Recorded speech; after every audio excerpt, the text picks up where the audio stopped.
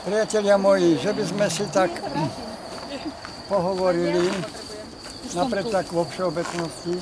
Tento sad podľa pána predsedu má 70 rokov. Áno. 70 rokov. Keď si zoberete jablon na potníku Plánka, má priemernú životnosť 70 rokov. Keby to bola potník MM106, tak je tam životnosť 35-40 rokov. Keby to bola M9, tak je tam životnosť 15-20 rokov. Teda túto vám povedať, dosaďme nové, bola by sprostosť.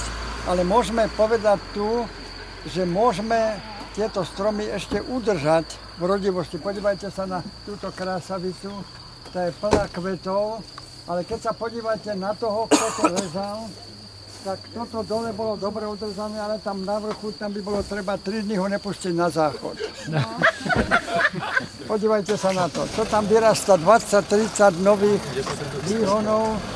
Je to rez na vešanie gati, dievčatá, také čapíky sa nechávajú, takže tie rezné plochy sa musia urobiť. Takéto výhony, ktoré tuto sa odstraňuje dole. Teda mohli by sme takouto formou a ešte niečo, tieto kmene, keby sa mohli v novembri natriediť vápeným mliekom. Toto je začiatok pred 70 rokmi. Pán kolega Rešte? Áno. Nezabávajte ho, lebo on zabudne, čo má robiť. Tieto suché konáre, všetky, ktoré sú, sa odrežú. Týmto on odreže, ja to aj posekám. Podívajte sa na tú nádhernú násadu kvetov, ktorá porúčal Martine Zahradkári, ktorí ste urobiť krásnu výstavu. Sú tu zástupcové Vladko. Ovocia, kde by sme mali jednu takú časť, staré krajové miestne odrody. A ja by som potom prišiel medzi vás. Hovoríte, že tu máte jedného vynikajúceho odborníka, ktorý neprišiel medzi nás, ktorý štepí, neviem, jak sa volá. Kto mi povie to meno? Tomčík. Robert Tomčík. Poznáš ho, Vladko? Ja vám dám kontakt. Máte na ňa kontakt? Ja mám. A že by sme vybrali, toto je to. A potom by sme mohli prísť stromu, zobrať vrúble a na potníky naočkovať alebo navrubovať. A toto by bola úloha naša, pre ktorú sme dneska prišli. Z tohoto už zázraky robiť nebudeme. Tak ako povedal predseda, budeme robiť kalvados pre 4-ročné deti.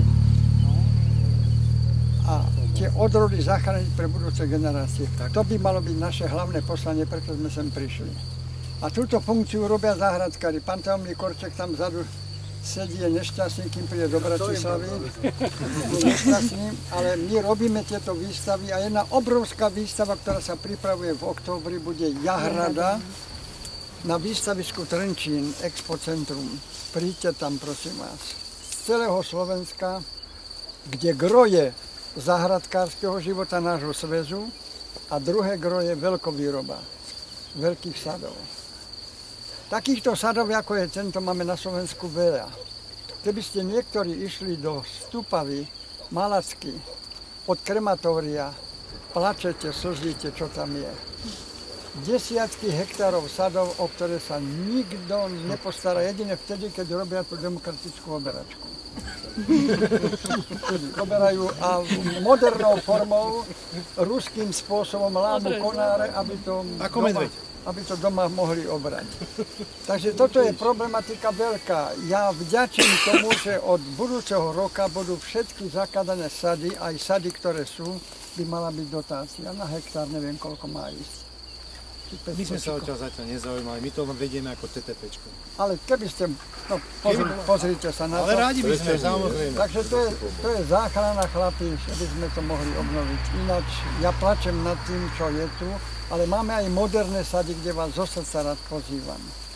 Keby ste prišli aj súkromníci, ktorí sú napríklad v Svetom Petri, sú takouto formou. Kto má otázky ešte, Ja som sa chcela opýtať, že ako to vidíte, pán profesor, alebo aj teda kolega z úrodov tento rok, lebo bola teplá zima, je strašne veľa škodcov, že či je to po celom Slovensku, alebo nejak lokálne. Škodcov je veľa, ale úroda bude obrovská. Po celom Slovensku?